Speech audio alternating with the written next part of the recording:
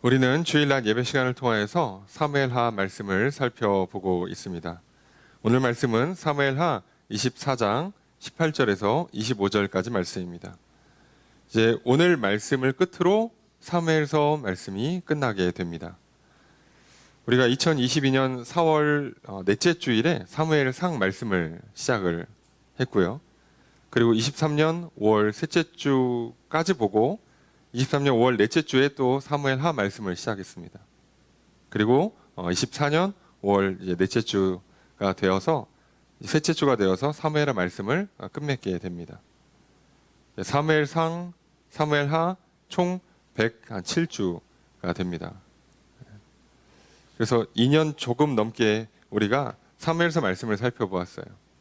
사무엘서 말씀을 살펴보면서 사무엘, 사울, 다윗 이 세 인물을 중심으로 기록된 역사의 내용을 쭉 훑어보았습니다. 각 인물들 가운데 하나님께서 어떻게 사람을 세우시고 어떻게 그 사람들을 통해서 하나님의 일을 행하시는가 우리는 살펴보았습니다. 이 세 인물이 참 중요한 인물들이고요. 이스라엘 역사에서도 참 중요한 인물들이지만 오늘 이 인물들이 중요한 이유는 오늘 우리에게 주시는 하나님의 메시지가 있기 때문입니다. 왜 그러냐면 이들은 사사 시대를 끝내고 왕정 시대를 열었던 사람들이에요. 그러니까 하나님께서 왕정, 하나님의 나라, 왕을 세워서 왕국을 만드는 그 역사를 어떻게 시작하는가를 보여주는 되게 굉장히 중요한 말씀인 거죠.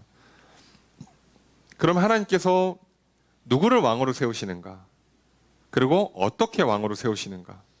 그리고 그 왕을 통해서 어떻게 하나님 나라를 통치하시는가? 우리는 이 메시지를 보게 되는 거죠. 그리고 이 메시지가 단순히 하나님께서 이런 사람을 왕으로 세우는구나. 하나님께서 이렇게 하나님 나라를 통치하시는구나. 에서 그치는 게 아니라 오늘 이것은 과거의 역사에 그치는 게 아니라 오늘 내 안에 우리 안에 하나님의 나라를 세워가는 역사와 동일하기 때문에 그 주는 메시지가 우리에게 굉장히 중요합니다. 특별히 우리를 하나님께서는 왕 같은 제사장으로 삼아 주셨어요. 그래서 내가 왕으로 택함을 받고 세워져서 이제 내 안에 하나님의 나라가 세워지고 내가 성전으로서 하나님을 예배하는 왕 같은 제사장이 돼요. 그리고 이제 내가 교회 안에서 가정 안에서 하나님의 나라를 다스리는 왕 같은 존귀한 인생을 살아야 합니다. 과연 그것을 어떻게 하는가? 하나님은 어떻게 사람을 훈련시키시고 어떻게 사람을 사용하시고 그렇게 해서 어떻게 하나님 나라를 이루어 가시는가? 오늘 우리는 그 메시지를 그동안 살펴본 셈이죠.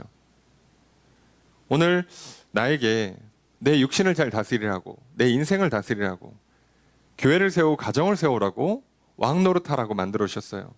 죄에 매여 살지 말라고 세상에 눌려 살지 말라고 나를 자유롭게 존귀하게 만들어 주셨습니다.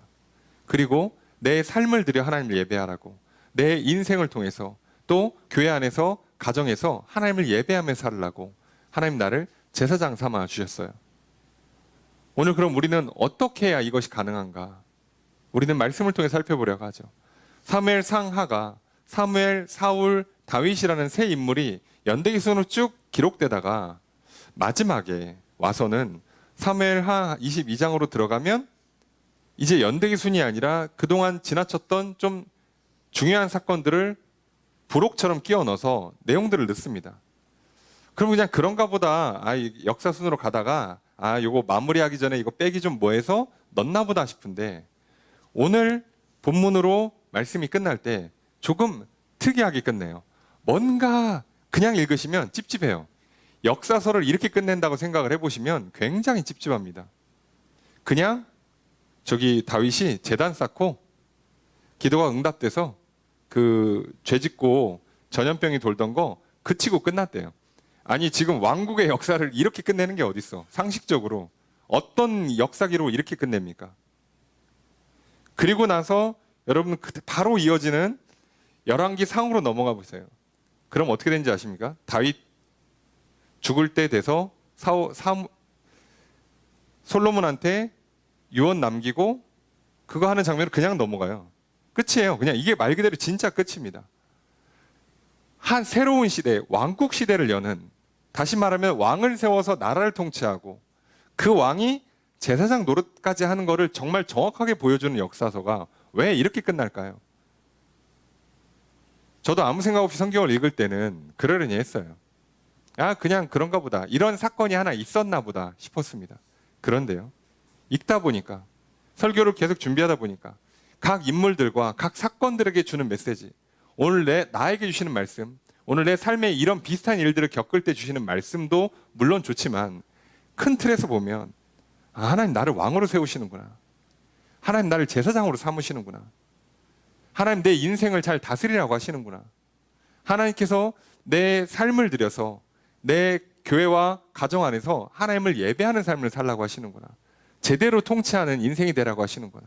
육신을 잘 다스리고 시간과 물질을 잘 다스리고 일을 잘하고 관계를 잘 맺고 이 모든 걸 들여서 하나님을 예배하라고 하시는구나. 어떻게 이게 그 메시지를 보니까 왜 이렇게 마무리를 하는지가 이해가 돼요. 왜 마지막이 제단을 쌓는 장면으로, 왜 왕국의 역사의 시작이, 소위 다윗 왕국이 시작되는, 이스라엘 왕국이 시작되는 그 역사를 왜 이렇게 끝맺을까? 이게 오늘 우리에게 주신 하나님의 크신 메시지의 핵심이 여기에 있습니다. 오늘 하나님은 저와 여러분들을 왕으로 삼으세요. 제사장 삼으십니다. 제대로 다스리라 하시고요. 제대로 예배드리는 인생을 살라 하십니다. 오늘 그 삶을 어떻게 만들어 가시는가? 그동안 봤던 수많은 인물들과 수많은 사건들이 오늘 나에게 직접적으로 부딪히는 삶의 일들일 겁니다. 그런데 오늘 우리가 마지막으로 살펴보는 이 본문 사무엘 하 24장 18절에서 25절은 그 본문의 핵심인 어떻게 우리 안에 성전이 세워지는가, 어떻게 우리가 하나님을 제대로 예배할 수 있는가에 대한 핵심을 가르쳐 주세요. 오늘 우리가 그 말씀을 들으려 합니다. 오늘 우리가 함께 모여 교회 안에서 하나님을 예배합니다. 우리가 이 교회를 잘 다스리고 우리가 힘써 하나님을 예배함으로 정말 우리 안에 하나님의 나라가, 내 안에 하나님의 나라가 이루어지길 주의 이름으로 축복합니다. 그리고 늘 천국 생활 누리시는 저 여러분 되시길 주의 이름으로 축복합니다. 오늘 우리 예배를 하나님께서 기뻐 받아주시고 넘치도록 복을 내려주시는 이 시간 되기를 주의 이름으로 축복합니다. 그럼 도대체 무슨 말씀이 있는가, 어떻게 결론이 나는가, 오늘 말씀을 좀 살펴보려고 해요. 먼저 18절 말씀 함께 읽도록 하겠습니다. 시작.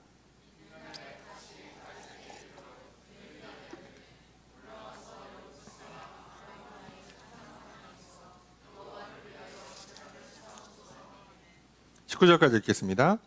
다윗이 여호와께서 명령하신 바 갓의 말씀대로 올라가니라. 자, 우리가 본 것처럼 다윗이 인구조사라는 죄를 짓게 돼요. 하지 말라고 했는데 졌습니다. 근데 갑자기 다윗이 미쳐 날뛰었다고 보기에는 먼저 이스라엘 백성들이 이 인구조사와 관련된 죄를 짓기 시작했어요. 무슨 얘기냐? 교만해졌죠. 이들이 교만함으로 하나님께 진노를 샀고, 하나님께서는 바로 직접 이스라엘 백성들을 책망하시는 것이 아니라 이스라엘 백성과 하나님 사이를 중재하는 다윗을 한 번 더 시험, 확인하십니다.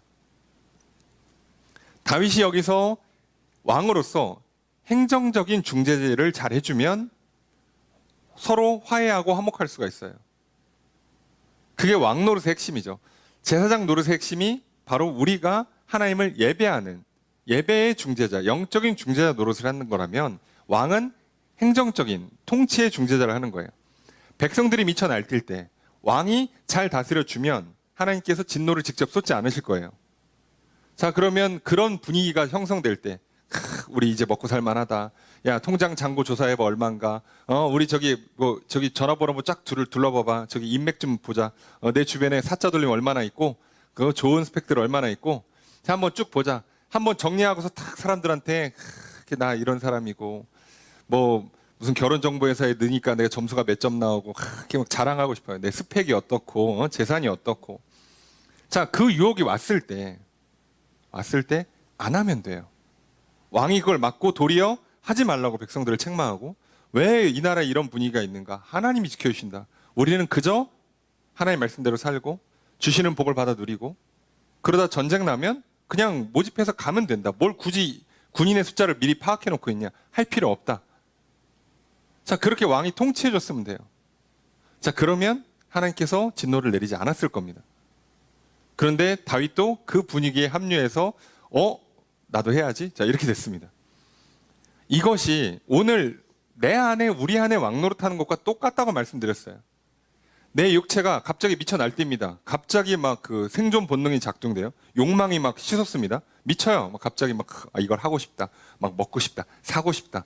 내 맘대로 하고 싶다. 막 갑자기 막 욕망이 솟구칩니다. 감정이 막 충동이 돼요.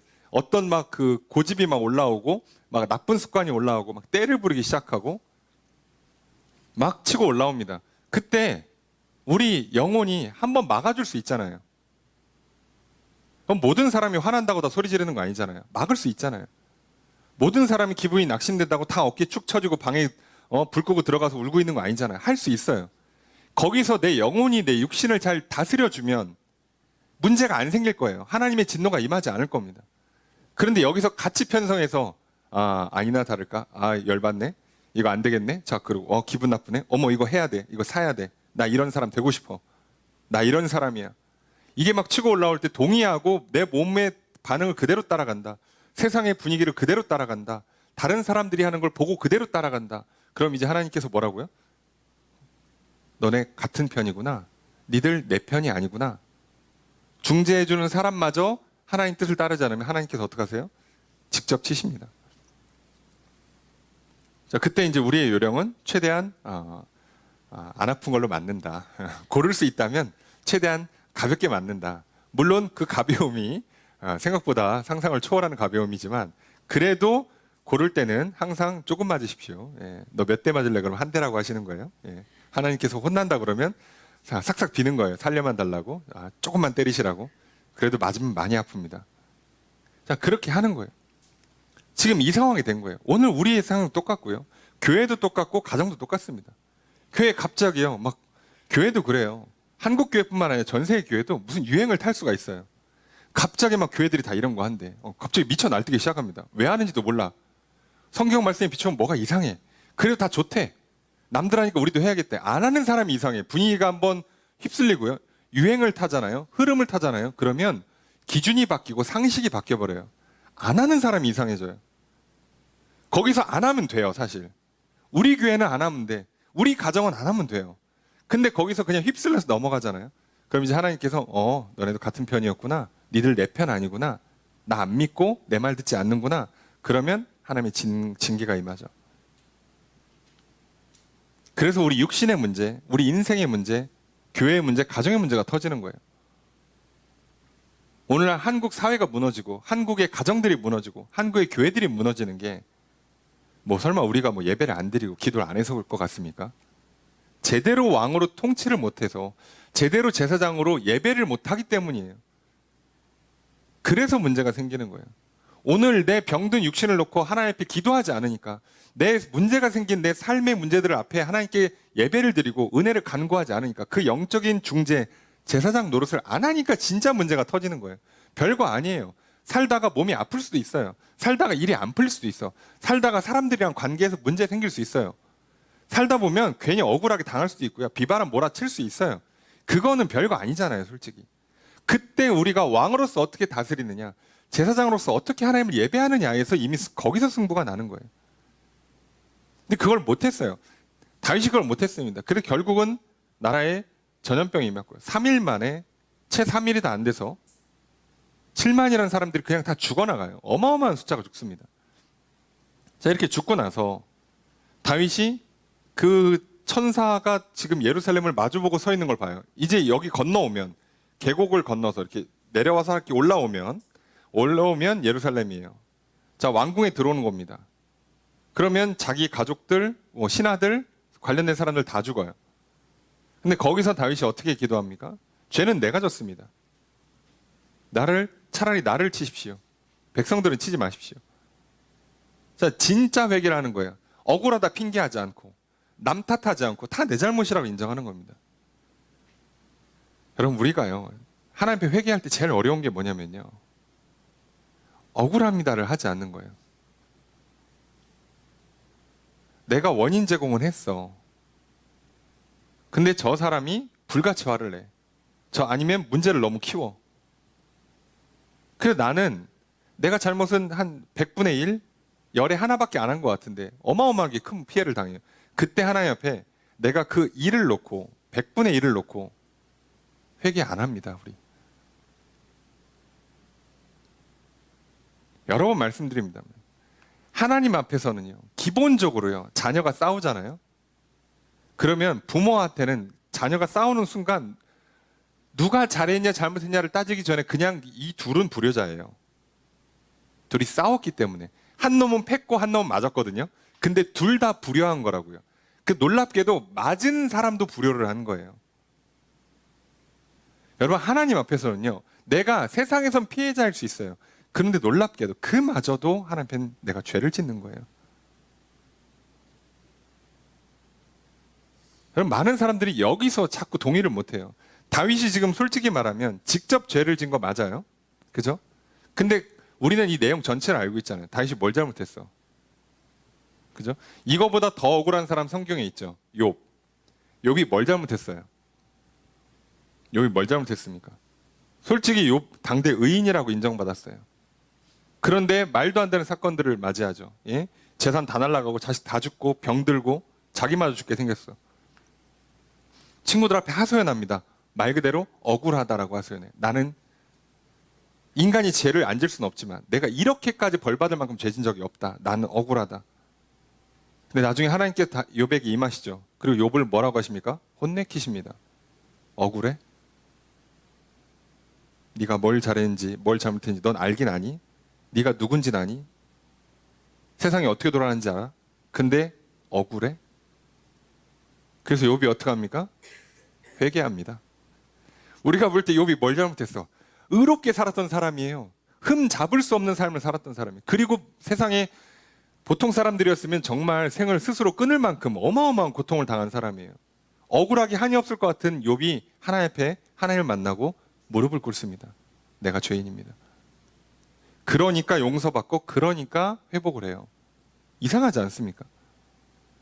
많은 사람들이 욥기 싫어하죠. 잘 안 읽습니다. 물론 길어서 읽기도 힘들고 내용도 어려운데 싫어하죠. 욥기 하면 기억나는 게 그거밖에 없죠. 내 시작은 미약하였으나 나중은 창대하리라. 그 말만 좋아. 욥기에서 그 문구만 좋아요. 이상한 문구인데 하여간에 그 문구만 좋죠. 지금 다윗은요, 이 장면에서 자기가 잘못했다고 인정을 해요. 분명히 정확히는 중재를 잘못한 거야. 분명히 그 흐름에 그냥 자기도 휩쓸린 것 뿐이거든요. 남들 다 하니까 한 거예요. 그 분위기에서 왕이 그럼 안 해? 왕도 하는 거지. 그래야 또 백성들도 좋아하고, 그래야 나라도 잘 돌아가고, 그리고 세금도 많이 걷고, 얼마나 좋아. 자, 그랬다가 했는데 이 모든 죄가 다 자기 죄라는 거예요. 자, 그래서 용서를 빕니다. 근데 더 놀라운 건 이미 하나님은 용서하셨죠. 그치려고 하신 거죠. 자, 그 상태에서 다윗이 진심으로 회개를 하니까 내가 죄를 졌습니다. 나를 차라리 치십시오. 백성들은 이제 그만 치십시오. 라고 다윗이 기도하자 하나님께서 오늘 18절 보니까 그 이 날에 갓이 선지자 갓이 다윗에게 가서 하나님의 말씀을 전합니다. 올라가서 내려갔다 올라가야 됩니다. 지형상. 여부스 사람 아리우나의 타작마당에서 여호와를 위하여 제단을 쌓으십시오. 예루살렘 성이 있는 맞은편으로 올라가요. 거기가 이제 여부스 사람 아리우나의 타작마당이 있어요. 자, 여기를 어디로 보냐면 결국은 나중에 솔로몬이 성전 건축하는 곳이고요. 거기가 모리아산이라고 지명을 보통 불러요. 익숙하신 지명이죠. 예. 아브라함이 이삭을 바치려고 했던 곳입니다. 그곳이에요. 그리고 그곳이 지금 현재 타작마당은 주로 평지거든요. 평평한 곳이에요. 약간 높은 고지대에 평평한 곳에 있어요. 그러니까 이 타작마당은 말 그대로 추수하면 거기서 곡식을 털고 거기서 보관하기도 하고, 평상시에는 넓은 그 평지니까 거기서 사람들이 모여서 시장처럼 거래를 하거나 또는 재판을 해요. 그런 곳입니다. 자, 거기에요. 거기에 가서 여호와를 위해서 제단을 쌓으라고 얘기하는 거예요. 그래서 19절에 보니까 다윗이 여호와께서 명령하신 바 갓의 말대로 올라가요. 그대로 순종합니다. 자, 지금 다윗은요. 자, 시키는 것 그대로 해요. 자, 순종을 합니다. 자, 그렇게 해서 이제 이 사건이 이렇게 끝날 것처럼 보이죠. 자, 어떤 과정이 있느냐? 다윗이 가니까 아리우나가 보니까 왕이랑 신하들이 우르르 와요. 당황스럽죠? 예, 뜬금없이 오니까. 그래서 달려가서 얼굴을 땅에 대고 절합니다. 엎드려 절해요.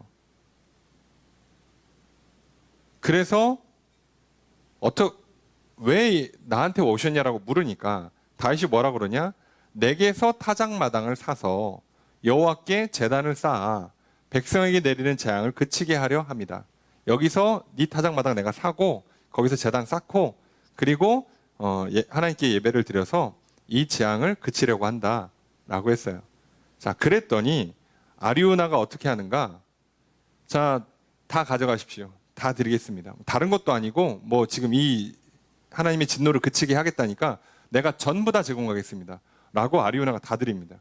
이거 여기 뭐 번제 드릴 때 소도 있고 땔감도 있고 그러니까 다 마음대로 쓰십시오라고 하니까 그러면서 뭐라고 그러냐? 23절에 왕이여 다 왕께 드립니다. 왕의 하나님 여호와께서 왕을 기쁘게 받기를 원합니다. 그리고 용서받기를 원합니다. 자기도 이 예배에 동참하겠다는 거예요. 진짜 기쁜 마음으로 선을 의호하는 거예요. 지금 협박하거나 왕이기 때문에 갖다 바치고 하는 게 아니라 아리우나는 정말 기쁨으로 드리려고 해요. 그랬더니 다윗이 어떻게 하는가? 24절 함께 읽습니다. 시작.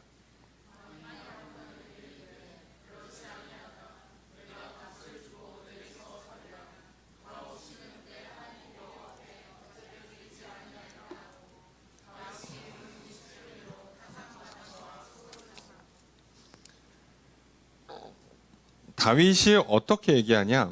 그렇지 않다라고 하면서 내가 값을 주고 사겠다. 돈 주고 사겠다는 거예요. 값 없이는 내 하나님 여호와께 번제를 드리지 않겠다. 이상하지 않습니까? 분명히 선지자는 아리우나의 타작마당에서 제단을 쌓고 하나님께 번제를 드리라고만 했어요. 근데 그 아리우나가 내 타작마당 드리겠습니다. 번제 물도 드리겠습니다. 번제에 쓸 것 다 공짜로 드리겠습니다. 라고 했는데 다윗이 여기서 이걸 거절하고 뭐라고 합니까? 내가 값을 주고 사겠대요. 이상하지 않습니까? 그 왕인데 좀 받아도 되지. 근데 왜 그럴까요? 왜 값을 주고 살까요? 그리고 놀라운 건 이게 사무엘 하의 마지막 장면이에요. 25절이 끝입니다. 그러니까 이게 끝이에요. 왜 이렇게 끝나냐는 거죠. 다 갖다 주겠다는데 왜 굳이 값을 주고 사냐고. 특이하지 않습니까? 자, 여기서 우리는 중요한 걸 알게 돼요. 여기서 지금 드리는 제사는 번제예요. 전부 다 태워드리는 제사입니다. 제물을. 이걸 보통 희생제사라고 그래요. 이제 번제는 기본적으로 다 태워드리는 게 주지만 핵심은 뭐냐면 번제 핵심은 희생제사라고 그래서 내 죄를 번제물한테 다 전가시켜요. 뒤집어 씌웁니다. 이렇게 손을 안수하고 기도해요. 뒤집어 씌운 다음에 그 다음에 그 제물을 죽여요. 그럼 그 제물을 죽이면 배면 피가 나겠죠? 그 피를 뿌립니다. 그 사람한테 피를 뿌려요. 그리고 그 피로 인해서 나는 대신 얘가 죽었고 그리고 나는 그 피만 뿌리는 것으로 나는 죄가 용서받는 거예요. 그리고 그 제물을 다 태워드립니다. 전부 다. 그래서 번제물은 아무것도 남는 게 없어요. 화목제물은 보통 일부만 태워드리고 나머지는 다 나눠 가지겠는데 번제물은 다 태웁니다. 자, 그러니까 지금 이 번제를 드리겠다는 거예요. 이 번제, 희생제사인데 피해 제사인데 여기에 대가를 지불하겠다는 거예요. 자, 그리고 이게 사무엘 상하서의 마지막이 된다는 걸 우리는 꼭 기억해야 됩니다. 왜냐하면 오늘 성경은 분명히 얘기해요. 피 흘림이 없이는 사함이 없다라고. 그러니까 죄의 문제를 해결할 때는 무조건 피를 흘려야 돼요. 그러니까 무조건 희생제사를 드려야 되는 뜻이에요. 최소한 비둘기라도 피를 흘려야 돼요. 그러니까 그 피를 흘리려면 분명히 비둘기든 양이든 소든 무조건 죽어야 돼요. 그러니까 내가 그걸 돈 주고 사서 잡아 죽이든 아니면 내 기르는 가축을 가져와서 잡아 죽이든 결국 내 입장에서는 값을 치러야 됩니다. 자, 그래서 다윗이 이 과정을 공짜로 하지 않겠다는 거예요. 값을 치르겠다는 겁니다.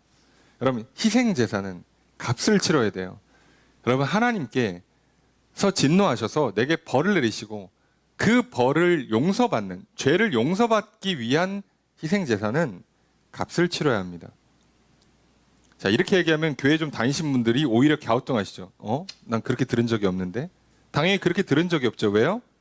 그 값을 예수님이 대신 치러줬으니까 내가 낼 게 없는 거지. 여러분, 식당 가서 음식 드시거나 아니면 죄를 져서 그 벌금 나오면 내셔야 됩니다. 근데 누가 대신 내주니까 내가 안 낸 거지. 돈을 내야 된다고요. 값을 지불해야 되는 일이라고요. 여러분, 죄의 용서는요, 값을 지불하지 않고 일어나지 않아요. 속으시면 안 돼요. 죄의 문제는 무조건 값을 지불하셔야 됩니다. 그래서 특별히 우리 영혼의 생사를 가르는 문제는요, 무조건 그것도 피값을 치러야 돼요. 내가 죽을 죄를 졌어? 그리고 내가 피값을 치르면 그냥 죽는 거잖아요. 그러니까 어차피 우리는 답이 없어요. 그래서 그동안 희생 제사를 했어요. 다른 생명에게 전가시키고 피를 흘렸어요. 이것도 한도 끝도 없죠. 자, 그래서 예수님이 대신하셨습니다. 자, 그러면 우리는 여기서 꼭 기억하셔야 돼요. 왕이 제대로 다스리지 못해서 죄를 짓게 됐을 때 그때 뭐 해야 된다고요? 희생 제사를 드려야 돼요. 그때 하나님과 다시 화목해지기 위해서 제물이 필요한데요. 제사를 드려야 되는데 그 제사에 드리는 제물에 대한 값이 들어간다는 거예요. 여러분, 그러니까 우리가 내 육신을, 내 인생을, 교회와 가정을 제대로 다스리면, 하나님 뜻대로 잘 다스리면 죄를 지을 리가 없죠. 그러면 희생 제물을 드릴 필요조차 안 생기겠죠. 원래 이게 정답이에요. 그런데 당연히 이게 안 되겠지, 인간이니까. 자, 그러면 우린 중간중간에 죄를 질 거란 말이죠. 자, 죄를 지면 희생 제물을 드려야 돼요. 그래서 하나님께 용서를 받고 회복을 해야 합니다. 자, 그런데 우리가 벌을 받고 돌이키고 용서받고 회복하려면 대가를 지불할 게들이 있어요. 때로는 시간을 드려야 되고요. 때로는 물질을 드려야 되고요. 때로는 뭐 피와 땀과 눈물을 드려야 되고요. 때로는 뭐 결단을 해야 되고요. 자, 아까 말씀드린 것처럼, 자, 이런 건요, 간단해요. 하지만 이 영혼의 문제, 천국과 지옥의 문제, 생사의 문제는 값을 지불할 수 없어요. 이미 난 죽은 목숨인데 뭘 거기서 죽어서 어떡합니까? 자, 그래서 생명의 문제는요, 돈으로 안 됩니다. 세상에 돈으로 안 되는 일이 없다라고 세상은 말하죠. 돈으로 안 되는 일이 있으면 돈이 부족하다고까지 얘기를 하죠. 그래서 안 된 거라고 얘기하죠. 더 쓰면 된다고 하죠. 하지만요, 그거는 그냥 하는 얘기고요. 여러분, 돈이 많은 억만장자들이 하는 공통된 말이 있어요. 돈 많은 사람들이 이렇게 얘기하죠. 돈으로 되는 일은 쉬운 일이라고. 진짜 어렵고 중요한 일들은 돈으로 안 된다고. 예, 결국은 사람이 살고 죽고의 문제는 돈으로 안 돼요. 사람의 마음을 바꾸는 문제는 돈으로 안 됩니다. 이상하지 않습니까? 억만장자들도 화목한 가정을 이루는 건 돈으로 안 돼요. 건강 돈으로 안 되고요. 장수가 돈으로 안 돼요. 여러분, 얼마를 주면 죽을 병에서 나을까요? 얼마를 주면 생명을 연장할까요? 됩니까, 그게? 보장이 돼 있어요? 1억당 한 달씩 이렇게 딱 연장시켜준다. 이렇게 돼 있으면 얼마나 좋아, 세상이. 그럼 돈만 벌면 모든 문제를 풀 수 있겠죠. 안 된다고요. 돈을 끝까지 벌어본 사람들은 그래서 그냥 젊은 사람들 부러워하는 거잖아요. 차라리 돈이 없어도 젊음이 낫다고. 젊은 사람들은 나는 그냥 하루만 살다 죽어도 당신처럼 살다 죽었으면 좋겠습니다. 이렇게 얘기를 하고. 예, 다들 우리 어리석은 인생인 거죠. 돈으로 안 돼요. 예, 상대방의 마음을 얻고 신뢰를 얻고 사랑을 나누는 거 돈으로 안 됩니다. 내 생각을 바꾸고 마음을 고쳐먹는 거 돈으로 안 돼요. 영혼의 문제 당연히 돈으로 안 됩니다. 내가 값을 지불할 수가 없어요. 그러니까 시간으로도 안 되고 돈으로도 안 되고 뭘로 합니까? 자, 그때 그 한계를 아는 하나님께서 우리에게 대속을 해주셨어요. 예수 그리스도를 통해서. 여러분, 그리스도의 피가 나를 죄를 대신하는 희생 제물인 게 된 거죠. 여러분, 그래서 우리는 그것을 믿기만 하는 거예요. 믿기만, 말 그대로. 아, 예수님께서 내 죄를 뒤집어 쓰시고 죽으시고 피를 흘리시는 것으로 내 죄값을 치르셨다. 값을 치르셨다. 나는 이걸 믿고 담대히 하나님 앞에 나가면 돼요. 그죠? 누가 계산했대. 그럼 나는 당당하게 카운터를 지나서 식당 밖을 나가면 돼요. 거기서 내가 이렇게 쭈뼛쭈뼛 할 필요가 없어요. 내가 지갑을 놓고 왔는데 어떡하지? 사장님, 제가 좀 가도 될까요? 할 필요가 없어요. 왜요? 옆에 사람이 뭐라고요? 내가 계산했어. 먹고 가. 이러고 가버리면 나는 먹고 당당히 그냥 나가면 됩니다. 우리가 하나님 앞에 이렇게 나갈 수가 있어요. 왜요? 뭘 시간을 들이고 뭐 피땀을 흘리고 할 수가 없는데 예수님께서 대신했어. 너 내 이름 대고 하나님 앞에 가. 자, 우리는 이걸 할 수 있단 말이에요. 그러니까 예수님은 값을 치르신 거고요. 나는 공짜예요. 대신에 뭐라고요? 믿고 가야 돼요. 뭐라고 카운터 가서 뭐라고 얘기한다고요? 예수님이 계산하셨어요. 하나님 앞에 예수 그리스도의 피를 힘입어 나왔습니다. 예수 그리스도의 이름으로 나왔습니다. 이렇게 하시면 된다고요. 그걸 요구하시는 거예요. 자, 그래서 오늘 우리들은요, 내 죄의 문제를 놓고 항상 예수 그리스도의 피, 예수 그리스도의 그 이름을 의지해서 하나님 앞에 나아가는 거예요. 그래서 나가서 뭐라고요? 용서해 주세요. 회복시켜 주세요. 라고 당당히 기도하는 겁니다. 당당히 요구하는 거예요. 그리고 당연히 받으시는 거예요. 용서받고 회복하시는 거예요. 자, 이게 오늘 우리가 하나님께 드릴 죄의 문제를 놓고 드려야 되는 희생제사인 거죠. 자, 그런데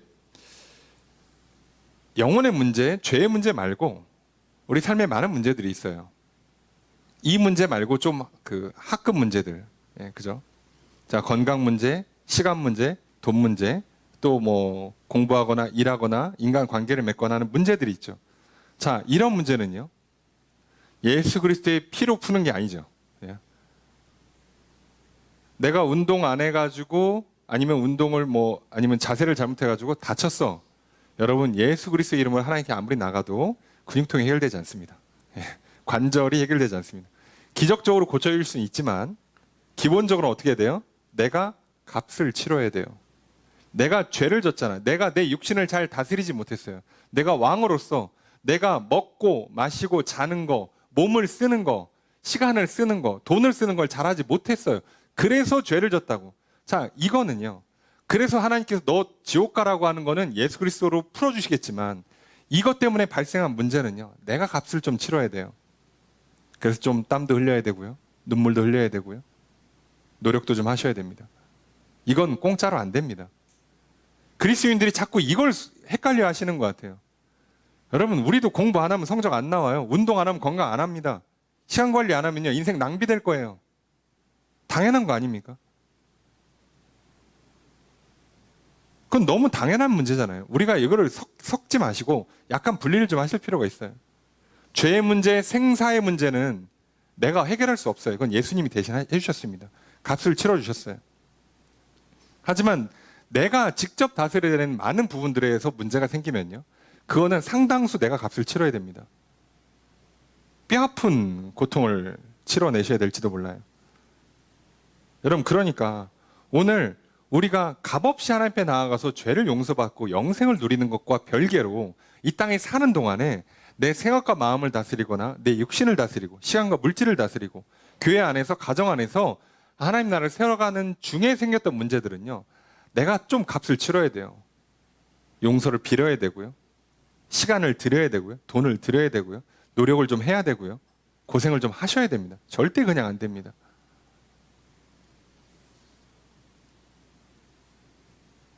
여러분, 내가 육신을 잘못 다스려서 정말 중병에 걸렸다 칩시다. 하나님께서 내 생명을 살려주실 수 있어요. 근데 그러고 나면 이제 그동안 하지 않았던 것까지 합쳐서 남들보다 1.5배, 2배, 3배 운동하시고 관리하시고 노력하셔야 돼요. 안 그러면 또 나빠질 겁니다. 아니, 그렇잖아요. 너무 당연한 거 아닙니까? 여러분, 그래서 다윗은 오늘 우리에게 뭘 보여주냐면 왕이 제대로 다스리는 걸 실패했을 때, 그래서 죄가 지었을 때, 그때 어떻게 한다고요? 또 다윗은 어떤 의미에서는 지금 혼자 가서 번제를 드려요. 제사장으로서 하나님 앞에 나가서 예배를 드리는데, 그 예배를 드릴 땐 값 없이 드릴 수가 없어요. 값을 지불하고 드리는 거예요. 그래서 오늘 우리가 우리 삶의 문제들 앞에 내가 제대로 다스리지 못해서 죄를 짓고 문제가 발생할 때마다 예수님이 대신 값을 지불해 준 건인지 아니면 내가 값을 직접 지불해야 되는 건인지를 잘 구분 좀 하시고, 그리고 값 없이 절대 하나님 앞에 나가시면 안 돼요. 여러분, 죄 짓고 그냥 주일날 나와서 하나님, 지난 한 주 그냥 막 살았네요. 뭐 성질대로 부리고, 예? 그냥 시간 막 쓰고 돈 막 쓰고, 그냥 욕망에 취해가지고 세상 유행에 취해가지고 자랑하면서 막 살았습니다. 용서해 주세요. 여러분, 이게 아무 느낌이 없으시면 여러분 지금 실수하고 계시는 겁니다. 지금 내 앞에서 뭐 하고 있는 거예요? 예수님은 십자가에서 그 값 지불하시려고 피를 흘리고 계시다고요. 그냥 해준 게 아니라고. 근데 그 중에 내가 다시 직접 다스려야 되는 건들은요, 내가 또 직접 값을 지불해야 돼요. 내가 많은 시간을 들여야 되고요. 많은 노력을 들여야 돼요. 절대 그냥 되지 않습니다. 여러분, 몸 한번 다쳐보세요. 절대로 그냥 회복되지 않을걸요. 이전 같지 않을 겁니다. 훨씬 더 많은 노력 들여야 돼요. 여러분, 한번 시간을 잘못 들이거나 또는 돈을 한번 잘못 써보세요. 사람과의 관계나 일 처리 한번 잘못해보세요. 그 일 한번 잘못하면요, 그 수습하느라고 차라리 일을 한번 제대로 하느라고 막 노력했으면 한 방에 끝날 거를 잘못해서 2번, 3번 하잖아요. 더 시간도 많이 들고요. 비용도 훨씬 많이 들어가요. 관계 한번 틀어져 보세요. 처음부터 말 실수하지 말고 말 똑바로 하고 관계 잘 맺었으면 좋았을 걸, 괜히 거기서 승질 부리고 고집 부리고 한번 해보느라고 했다가 한번 틀어지잖아요.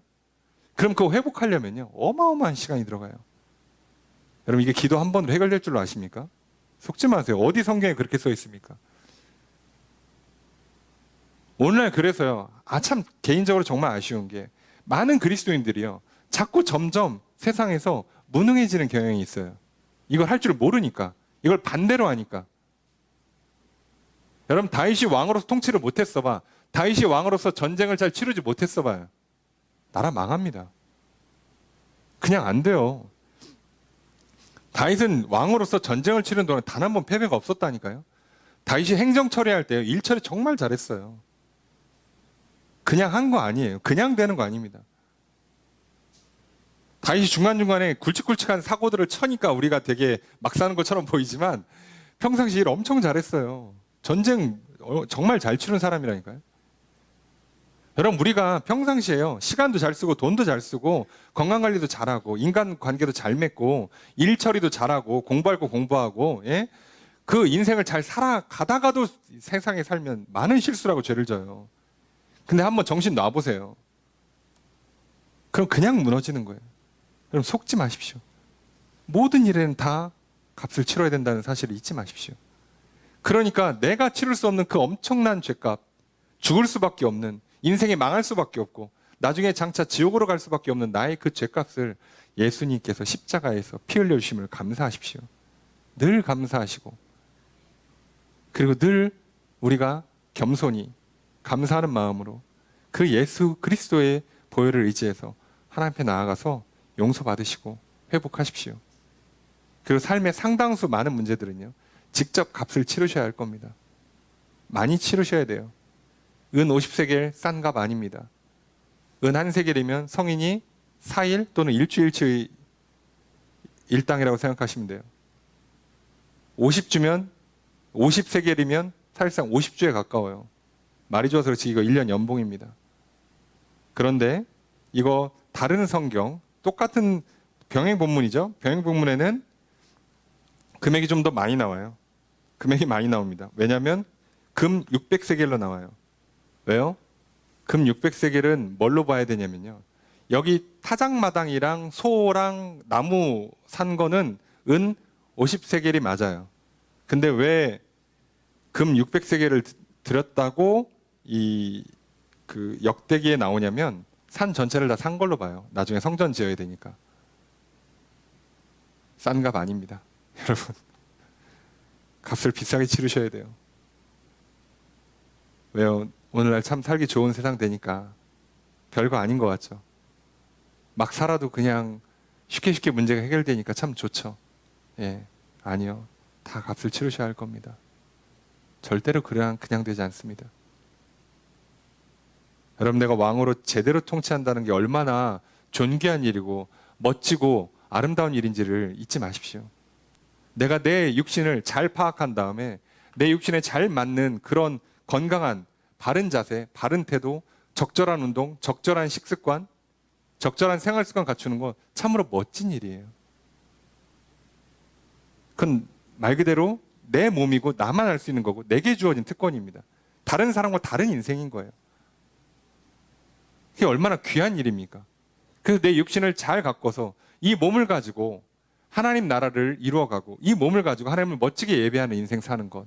그래서 교회를 세우고 가정을 세우는데 이 육신을 잘 쓰는 거 얼마나 아름다운 일입니까? 근데 이거를 잘못 써가지고 툭하면 그냥 뭐 자세 흐트러뜨리고 툭하면 먹는 거 그냥 제대로 관리 못하고 세상 사람들은 뭐 여기에 술에 뭐 담배에 뭐 그 다음에 뭐 말할 것도 없죠. 아, 마라탕으로? 자, 하여간에 뭐 매운 거 넣었다가 짠 거 넣었다가 할 거 다 하죠. 하고 싶은 거. 젊을 때 건강하니까 한번 다 해보시죠. 나중에 어떻게 되는지 보십시오. 절대로 그냥 되지 않습니다. 나이 들면 하루하루 피는 물립니다. 게다가 늙어서는요, 차라리 죽고 싶어요. 근데 그때 되면 죽고 싶어도 안 죽어요. 여러분 아십니까? 여러분 나이 들어서까지 정말 건강한 육신을 갖고 멋진 인생 사는 거 그리스도인들의 특권이에요. 놓치지 마십시오. 나 젊어서 그냥 승질 다 부리다가 막판에 야 이거 죽지도 못하고 이거 어떻게 살지? 그렇게 사는 인생은 비극이잖아요. 여러분 지옥에서요 죽는 게 아니에요. 영원히 사는 겁니다. 지옥에서 영원히 사는 거라고요. 여러분 죽음은 끝이에요. 쉬워요. 여러분 죽고 끝이라면 쉽다니까. 근데 그게 아니라 문제는 산다고. 그런 괴로운 상태로 그런 육신의 문제가 있고 삶의 문제가 있는 채로 안 죽고 살아야 된다고. 지옥에 가서 그 불구덩이에서 영원히 살아야 된다고. 그게 문제인 거지. 그냥 죽고 끝이면 쉬운 거예요, 세상이. 그래서 하나님께서 우리에게 뭐라고요? 왕 같은 제사장을 삼아주셨잖아요. 제대로 다스리고 제대로 예배하는 인생 되라고. 멋진 인생 살아가고 그리고 가정을 세우고 교회를 세우는 아름다운 인생이 되라고 우리한테 요구하시잖아요. 그리고 그걸 위해서 이미 죄에서 자유케 하셨잖아요. 사단의 권세에서 끊어주셨잖아요. 얼마나 좋습니까? 얼마나 감사합니까? 그거 하라 하시는 거예요. 그리고 놀라운 건 그렇게 왕이 되고 제사장이 되는 그 역사의 시작 가장 중요한 인물. 그리고 그것이 이루어지는 데 있어서 예수 그리스도가 이 땅에 오시는 데서 제일 중요한 가교 역할을 해준 게 다윗이잖아요. 그 다윗의 왕권의 끝을 뭐라고 하느냐? 이렇게 해서 예배 드리는 걸로 끝나요. 그래서 사서 어떻게 합니까? 예배를 드립니다. 25절 함께 읽습니다. 시작.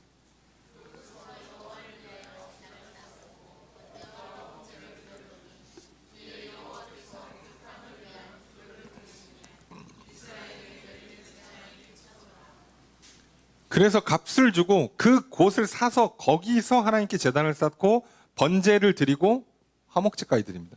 분명히 번제만 드리라고 했거든. 근데 화목제까지 드려요. 왜요? 번제 드리고 용서 받았으니까 감사 제사까지 한 번에 드린 거예요. 자, 그러면 우리는 여기서 중요한 걸 깨닫게 돼요. 왜요? 우리가 하나님 앞에 예배를 드릴 때 어떻게 한다고요? 값을 지불하고 예배를 드리는 거예요. 예수님이 대신 지불했든 내가 직접 지불하든 값을 지불하고 예배하는 겁니다. 자, 그런데 어디서 예배 드립니까? 그곳에서. 그곳이 어디예요? 내가 죄 지은 곳, 내가 다친 곳, 내가 무너진 곳, 내가 쓰러진 곳. 그리고 거기서 내가 용서받는 곳, 내가 회복하는 그곳에서 예배하는 겁니다. 여러분 오늘 우리가 언제 하나님 예배해야 될까요? 성공할 때? 기분 좋을 때? 건강할 때? 아니요. 그때도 물론 예배드리지만 어디라고요? 내가 제대로 왕권이 회복되고 성전을 지어가는 그 시작점이 어디라고요? 내가 죄짓고 넘어지고 쓰러진 곳이에요. 그러니까 우리는 절망할 필요가 없어요. 오늘 또 내가 제대로 통치하지 못해서 무너집니다. 괜찮아요. 계획이 틀어집니다. 의지가 꺾여요. 인생이 내 뜻대로 안 돼요. 몸이 아픕니다. 병듭니다. 몸이 내 마음대로 움직여주질 않아요. 시간이 부족합니다. 돈이 없어요. 함께할 사람이 없어. 도와줄 사람도 없어. 내 편도 없어. 내 인생은 망한 것 같고 무너진 것 같아요. 거기가 다시 성전을 짓는 곳이라고. 거기가 다시 하나님 나라가 세워지는 곳이라고. 그래서 거기서 예배를 드리는 거예요. 여러분 그걸 도망간 다음에 모든 게 다 좋은 상태에서 예배를 드리는 게 아니고요. 거기서 예배를 드리는 거예요. 오늘 다윗을 통해 우리에게 가르쳐 주잖아요. 값을 지불하여서 하나님 예배하고요. 바로 그곳에서 예배를 하는 거라고. 오늘 많은 사람이 착각해요. 저기 술 담배 끊고 교회 좀 나오겠습니다. 아니요. 교회 나오신 다음에 술 담배를 끊으시라고요. 못 끊어요. 죄송한데. 예, 순서를 바꾸지 마시라고. 건강해진 다음에 교회 봉사 좀 하겠습니다. 몸 움직이시면 예, 봉사하세요. 아, 믿음 좀 생기면 기도하겠습니다. 아니요. 그냥 주기도문이라도 읊으시라고. 입 멀쩡하시면 목소리 나오시면 하시라고. 거기서 다시 성전이 회복되는, 거기서 예배가 회복되고요. 거기에서 성전이 지어지고요. 거기서 다윗의 왕권이 회복된다니까요. 다른 거 하는 게 아니에요. 오늘 성경 우리에게 중요한 걸 가르쳐줘요. 다윗이 왕으로서 제대로 통치를 하지 못해가지고 죄를 져요. 그때 어떻게 된다고요? 그때 값을 지불해서 예배를 드림으로 용서를 받아요. 그리고 그래서 그곳이 성전이 되고 거기서 왕권이 회복이 돼요. 멀리 갈 거 없습니다. 여러분, 내가 무너진 그 자리, 내가 약한 그 자리, 때때로 내 인생이 무너지는 것 같고 괴로운 것 같은 바로 그 순간, 그때 놀랍게도 거기서 하나님 나라가 또 다시 시작됩니다. 진정한 하나님의 나라, 진정한 하나님의 성전은요, 내가 잘 나갈 때 세워지는 게 아니에요. 오히려 잘 나갈 때는 죄를 짓기가 쉽습니다. 그래서 우리는요, 무너질 때 기꺼이 무릎 꿇는 거예요. 기꺼이 그곳에서 예배를 드리는 겁니다. 낙심하지 마시고요. 그저 주의 말씀을 듣고 다윗이 가라한 대로 가서 예배를 드리는 것처럼 오늘 약속을 믿고 명령에 순종하시고 기다리십시오. 오늘 하나님께서 다스리시는 나라가 다시 회복되고요. 천국 같은 생활이, 천국 같은 인생이 다시 회복될 겁니다. 다시 제대로 왕노릇할 수 있게 될 겁니다. 다시 하나님을 제대로 예배하는 인생이 될 겁니다. 오늘 내 나라가 무너지는 것 같고 내 인생이 무너지는 것 같을 때 그때 하나님을 예배하십시오. 제대로 시간을 드리고 제대로 물질을 드리고 제대로 삶을 들여서 하나님 예배하십시오. 제대로 예수 그리스도의 피를 의지하셔서 하나님 예배하십시오. 그러면 오늘 말씀처럼 하나님께서 나의 기도를 들으실 겁니다. 그리고 재앙을 그치실 것이고요. 회복시켜 주실 것이고요. 그래서 다윗은 왕 같은 제사장으로 우뚝 섰습니다. 오늘 그리고 우리를 위해서 예수님 그렇게 해주셨고요. 오늘 저와 여러분들도 왕 같은 제사장으로 살아갑니다.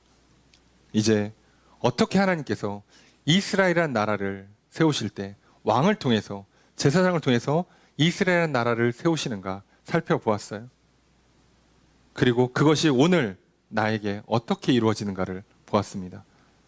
그럼 이제 우리는 왕국 가운데 일어난 역사를 보고 사무엘상하 한 2년 넘게 했는데 끝나고 뭐하지? 저 기도하는데 하나님께서 바로 알려주시더라고요. 나라, 이스라엘은 나라를 세우고 세운 역사라면 다음은 교회를 세우는 역사예요. 개인을 세우는 역사는 사실 창세기 관련된 건 맨 처음에 예전에 해가지고 나중에 한 번 더 하겠습니다. 그래서 우리는 다음 주부터 하나님께서 어떻게 또 이제는 교회를 세우고 개인 안의 성전을, 공동체 안의 성전을 어떻게 세우는가를 사도행전을 통해 살펴보려고 합니다. 오늘 새롭게 시작하는 한 주, 이 한 주 제대로 왕노릇하며 살아가시는 저 여러분 되시길 주님 축복합니다. 평안하시고 번성하시는 그런 인생 되시길 주님 축복합니다. 그리고 성전을 세워가시기를 주님 축복합니다. 혹시라도 죄악 제대로 다스리지 못해서 죄를 짓고 무너질 때 그곳에서 값을 지불하여 하나님 예배하십시오. 예수 그리스도의 십자가의 보혈을 의지하여 예배 드리시고요. 때로는 땀과 눈물을 흘리시고 시간과 물질을 들이셔서 하나님 예배하십시오. 그러면 용서받고 회복될 것이요. 다시 왕노릇하는, 다시 하나님 예배하는 제사장으로 우뚝 서게 될 것입니다. 그래서 오늘 제대로 통치하시면서 늘 육신의 평안함을, 삶의 번성함을 누리는 저 여러분 되시길 주님 축복합니다. 늘 제사장으로서 하나님을 예배하는, 삶을 들여 예배하고 인생 이 하나님 예배하는, 우리가 함께 힘써 예배하는 교회, 가족 모두가 하나님 예배하는 그런 가족 공동체가 만들어지기를 소망합니다. 그렇게 이 한 주에 내 안에, 우리 안에 하나님의 나라가 또 교회가 세워지기를 주님 축복합니다. 잘 다스리시고 늘 하나님을 예배하시는 왕 같은 제사장으로 살아가시는 저 여러분 되시기를 주의 이름으로 축복합니다.